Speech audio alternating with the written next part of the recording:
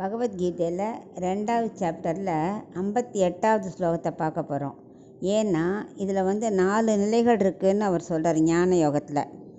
அதனால் அந்த 4 நிலையை பற்றி நம்ம அர்த்தத்தில் பார்க்கலாம்.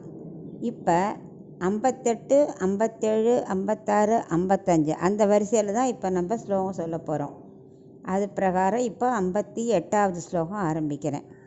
யதா சம்ஹரதே சாயம் கூர்மோங்கானீவ சர்வஷக இந்திரியானீந்திரியார்த்தோப்ய தஸ்ய பிரஜ்ஞா பிரதிஷ்டிதா.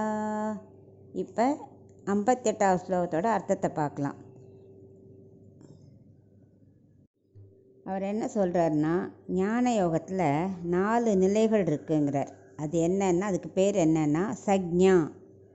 அதாவது என்ன 4 நிலைகள்? யதமான சக்ஞா, யதிரேக சக்ஞா, ஏகேந்திரிய சக்ஞா, வசீகர சக்ஞா. இந்த மாதிரி 4 யஜ்ஞா இருக்குது. இதில் முதல் யஜ்யமான யதமான சக்ஞாவை பற்றி அவர் 58வது ஸ்லோகத்தை சொல்லியிருக்கார். அதனால தான் நம்ம அதுலேருந்து அர்த்தத்தை பார்க்குறோம். இப்போ நம்ம யதமான சக்ஞாவை பார்க்கலாம். இந்த சக்ஞாலாம் பேர் கேட்டவுடனே பயப்பட வேண்டாம். அதெல்லாம் ஒன்றும் இல்லை, ஜஸ்ட்டு பேர் தான். நம்ம அர்த்தம் மட்டும் புரிஞ்சுட்டா போகிறோம். இப்போ நம்ம யதமான சக்ஞாவுக்கு போகலாம். இந்திரியங்களை மற்ற சுகத்துலேருந்து விலக்க முயற்சி செய்தல் தான் யதமான சக்ஞான்னு பேர். உதாரணமாக ஒருத்தன் குடிக்கிறான்னு வச்சுக்கோ. குடிக்கிறவன் என்ன பண்ணுவான்? ஃபஸ்ட்டு இந்திரியங்களை அடக்கணுமா? சரி நம்ம ஸ்டாப் பண்ணணுன்னு கண்ணை மூடின்றுவான். ஃபஸ்ட்டு என்ன பண்ணுறது? கண்ணை மூடிக்கிறது தான்.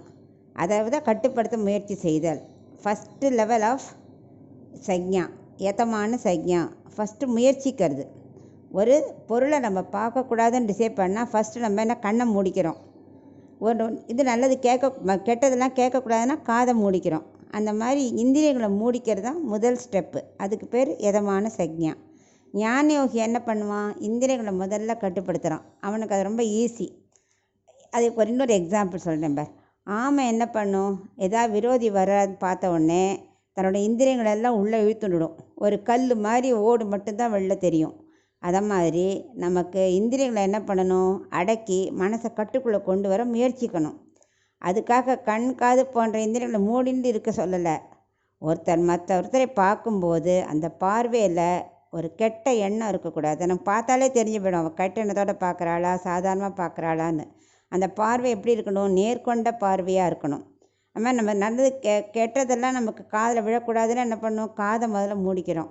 அது மாதிரி எல்லா இந்திரியங்களும் என்ன பண்ணணும்? முதல்ல கண்ட்ரோலுக்கு கொண்டு வரணும். இதுதான் ரொம்ப முக்கியமான ஃபஸ்ட்டு ஸ்டெப்பு. அதுக்காக தான் இவர் முயற்சியை முதல்ல சொல்கிறார் 58வது ஸ்லோகத்தில். இதை படிப்படியாக நம்ம ஒவ்வொரு சக்ஞாவாக பார்க்கலாம்.